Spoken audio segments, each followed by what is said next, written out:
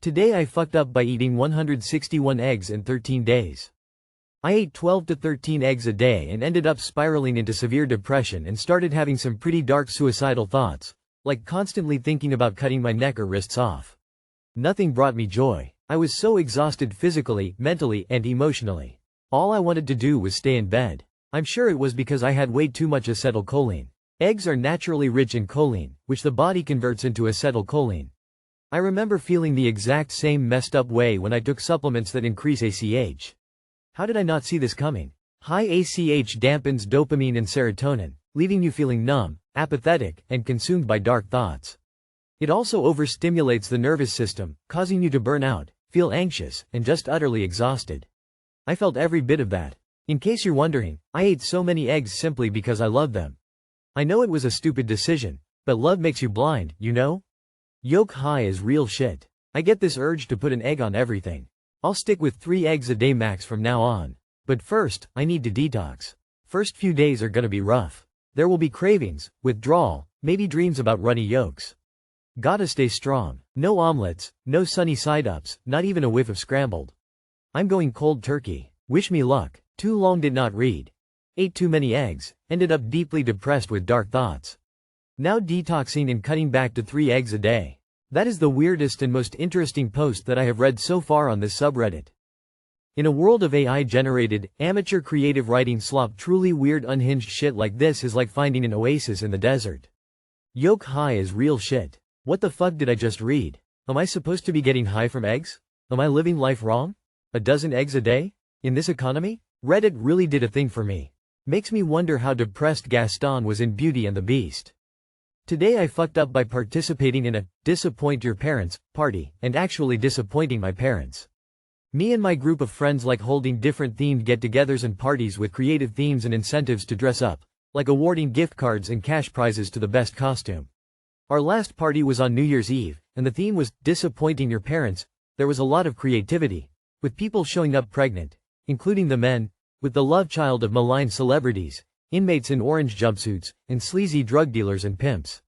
The winner was a friend of mine who showed up as Alex Jones from InfoWars and left the party shirtless, popping horse dewormer, and screaming obscenities about water turning frogs gay. I showed up as a witch, partly because I already had the costume on hand and honestly, because I like dressing up as a witch. So I partied with the hat, the dress, and a straw broom, and it was fun, until my parents found out what I was wearing.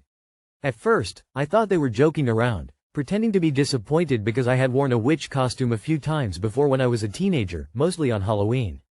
I thought, oh good. It was a disappoint your parents party, and my mom and dad are disappointed. Mission accomplished. But then they started getting serious, saying that I was taking the costume too seriously, as an adult since I had worn it more than once as a teenager, and they were legitimately worried that I was practicing witchcraft by wearing a costume. They even went as far as to suggest that the broom had phallic symbolism to openly disclose lust for men, which was mortifying to think about. Anyway, there I was, telling my parents that it was a costume party, and they decided that because I've dressed as a witch as an adult, that I'm somehow in league with Satan and in need of a baptism tanning bed with holy water bath salts or something.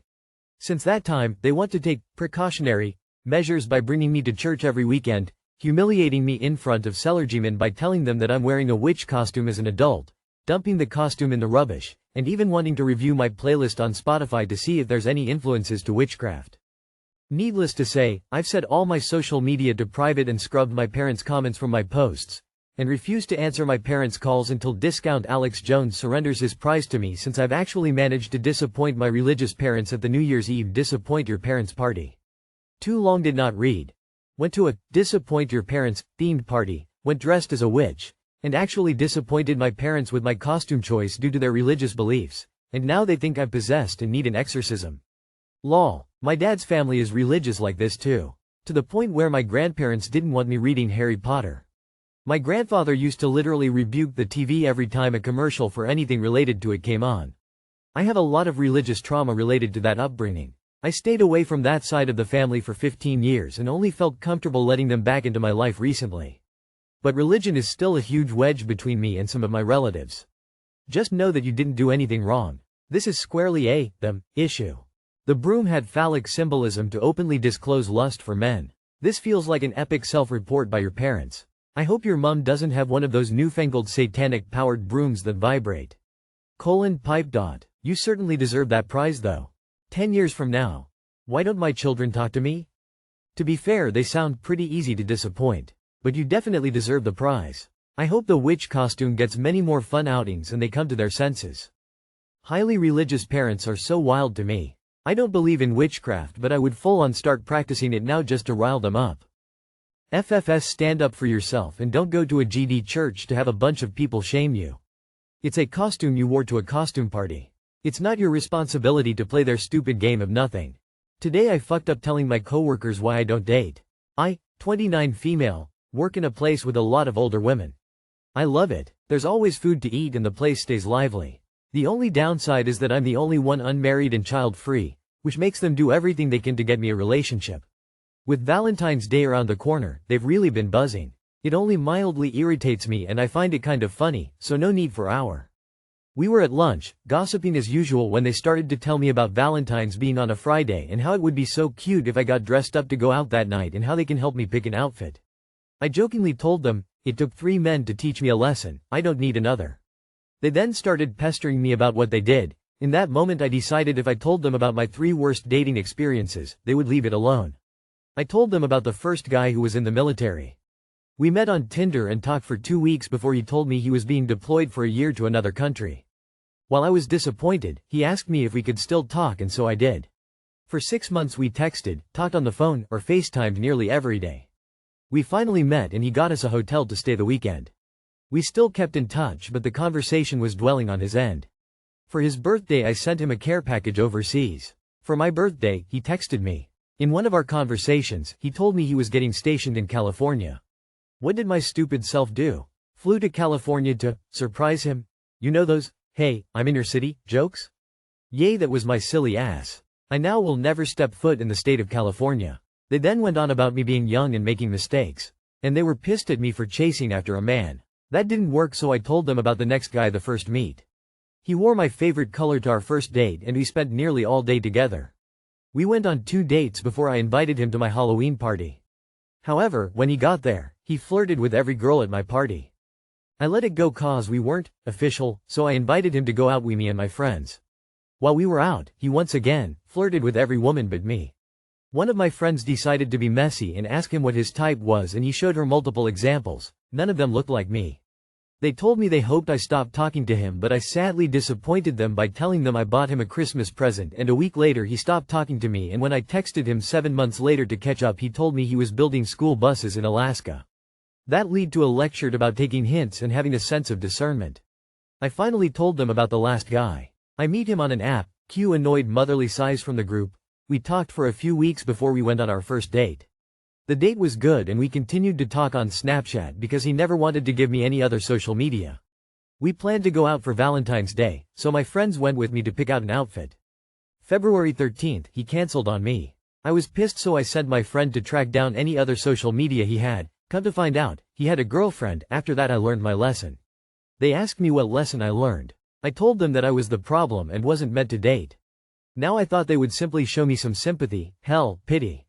No. They became enraged. They started going on and on about how dating apps are ruining our generation and how these aren't reasons to give up.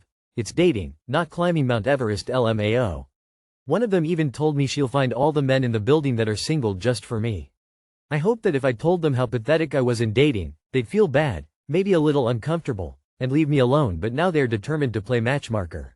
Now I'm incredibly embarrassed and this will probably go on for the entire time I'm here, but as long as they keep bringing me snacks and letting me play games on my phone, I guess they can knock themselves out.